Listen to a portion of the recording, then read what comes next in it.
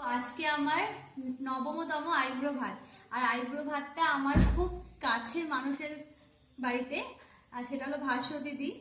তো এই যে ভাস্বর দিদি তো এত এত রান্না করেছে। আচ্ছা বলো তো, আমাকে দেখে মনে হয় আমি এত রান্না খেতে পারি, কিন্তু এত রান্না করেছে মানে এটা আমি একা রান্না করি, সবাই মিলে রান্না করে। সবাই কিন্তু আছে, আমি সবাইকে এক এক করে সবার সঙ্গে সবাইকে দেখিয়ে দেবো। সবাইকে তোমরা চেনো, তাও আমি দেখিয়ে দেবো। তো আমি ভীষণ খুশি, এত এত রান্না করেছো। এতে আমি যাই সবাই খাবো।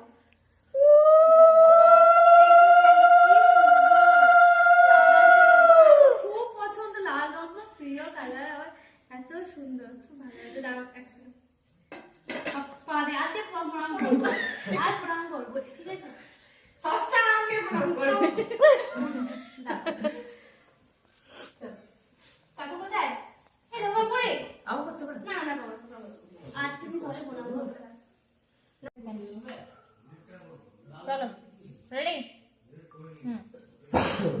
আইস খেয়ে শুরু করতে হয়। কেমন হয়েছে বলো? দারুণ দারুণ, চরম কথা হয়েছে। বলতে এটা আমি রান্না করেছি, দারুণ পায়েস হয়েছে। দারুণ করে। ভীষণ ভীষণ ভালো হয়েছে। এবার খাও। বাবু বসে যাচ্ছে চারজন, আমি বসছি না। সবাই মিলে আয়োজন করে, সবাই চেনে। এটা রিয়া, এটা রাখিদি, আর এই যে আরেকজন দিদি মিলে সবাই মিলে আয়োজন করেছে। একদম এটাই মনে হচ্ছে আমার, এটাই বিয়ে বাড়ি হয়ে গেছে। এত সবাই আসলে ব্যাপারটা হচ্ছে আমাদের আগের বছর থেকে, তাই না? না, এটা যখন এই বাড়িটা যখন পুজো হলো তখন প্ল্যান হয়েছিল যে ইয়ে করবো, কি পিকনিক।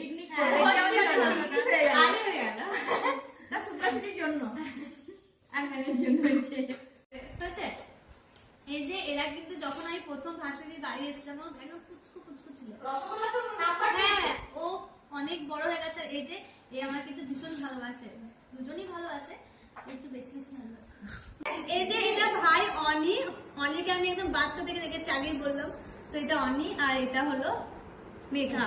মানে মানে আমার পরের স্টেজ ওদের, ঠিক আছে? 5 বছর দেরি। ওটা মনে হয় 5 বছর।